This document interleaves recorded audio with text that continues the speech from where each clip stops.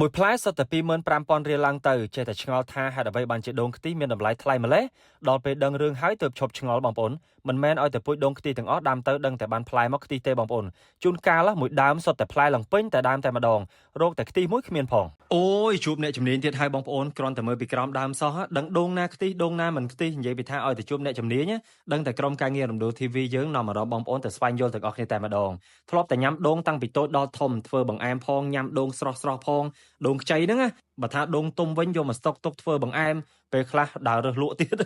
ដល់ពេលឥឡូវទើបដឹងថាអូដូងគេមានរបៀបមើលដូងខ្ទិះហើយនឹងដូងមិនខ្ទិះបងប្អូនយើងដឹងអត់តាមពិតទៅដូងបើសិនជាយើងចង់ឲ្យវាខ្ទិះតើតែយកដូងខ្ទិះទៅដាំទើបវាចេញមកដូងខ្ទិះក៏ប៉ុន្តែក្នុងមួយដើមមួយធ្លាយមិនប្រកាសថាដូងខ្ទិះទាំងអស់នោះទេជួនកាលមួយធ្លាយមាន10ផ្លែខ្ទិះតែមួយជួនកាលមួយធ្លាយនឹង10ផ្លែជាងក៏មានដែរប៉ុន្តែគ្មានខ្ទិះសូម្បីតែមួយអញ្ចឹងមិនប្រកាសថាដូងខ្ទិះសុទ្ធតែមានខ្ទិះនោះទេលើកលែងតែដូងដែលមិនមែនជាដូងខ្ទិះចង់រកធ្លាយណាឬក៏ផ្លែណាក៏គ្មានខ្ទិះឲ្យបងប្អូនដែរហើយមើលដូងខ្ទិះបងប្អូនពេលតែពុះមកគឺសុទ្ធតែខ្ទិះពេញដូងអញ្ចឹងអានេះធម្មតាផងបើប៉ះល្អវិញកាប់មកដូចកពីងដូងអញ្ចឹងក៏ប៉ុន្តែប៉ះទៅសាច់វាទន់តែចាក់មកសុទ្ធតែខ្ទិះភ្លក់ឲ្យបងប្អូនមើលម្ដងអូឆ្ងាញ់ណាស់បងប្អូនអើយ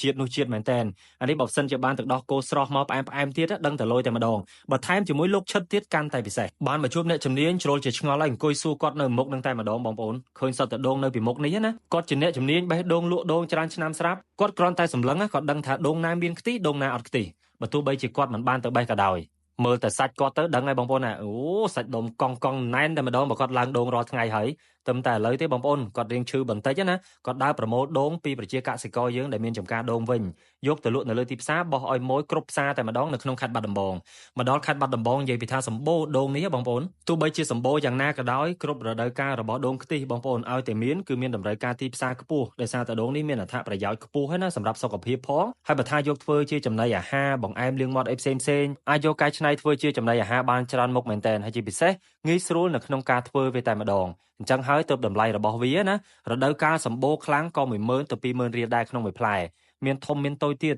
បើថាធំពេញលេខផងតម្លៃ40000រៀលទៅ60000រៀលក៏មានទៀតនឹងបើសិនជាប៉ះរដូវកាលដែលខ្សត់ដោយដែលបងប្អូនបានឃើញនៅក្នុងវីដេអូនេះស្រាប់អញ្ចឹងដូងខ្ទិះណាមួយពំនូកធំនេះមានដូងខ្ទិះតែមួយទេដោយសារតែក្នុងមួយដើមมันប្រកាសថាមានដូងខ្ទិះច្រើនដោយដែលបានបញ្ជាក់ពីខាងដើមអញ្ចឹងហើយដល់ពេលយើងទៅញ៉ាំបង្អែមឬក៏កំងទឹកក្លុកគេញ៉ាំបងប្អូនតែតែកំងហើយរសជាតិដែលមានដូងខ្ទិះទៅជាមួយឬក៏អាចកំងរសជាតិដូងខ្ទិះនឹងសុទ្ធក៏បានដែរនិយាយពីថារសជាតិឈ្ងុយឆ្ងាញ់ថែមជាមួយនឹងផ្លែឈើនិយាយពីត្រូវគ្នាម្លេះតែនៅពីក្រោយផ្លែដូងដ៏ច្រើនសន្ធឹកសន្ធាប់លក់នៅលើទីផ្សារណាគឺមានរួមចំណែកដោយសារបងប្រុសដែរបងប្អូនគាត់ប្រម៉ូទទិញតាមចំការដើម្បីបោះទៅលើទីផ្សារតែម្ដងតោះឥឡូវជួបជាមួយបងប្រុសទាំងអស់គ្នាបងប្អូនជាអ្នកជំនាញពិតឡើងបេះពិតដើរទិញពិតគាត់ដឹងច្បាស់ណាស់ថាដូងយ៉ាងម៉េចស្ដាប់ទាំងអស់គ្នាតោះបងឲ្យដូងទាំងអស់ហ្នឹងធ្វើម៉េចបានយើងដឹងថាដូងណាល្អមិនល្អបងដឹងព្រោះឲ្យដូងប៉ាណាពេលមានកោសកាវាតឡើងដូងបេះដូងខ្ចីអស់ពេកតែអត់ផ្លែដែរដូងទៅទុំជ្រៅទៅខូចដែរដូងស្ទីខ្ទិះបាទខូចខូសកាវាកាត់ឡើងប្រេងខូចហើយបាទបងបាទព្រឿងអាហ្នឹងបានឆ្ងាញ់ចាំបេះនឹងមានដូង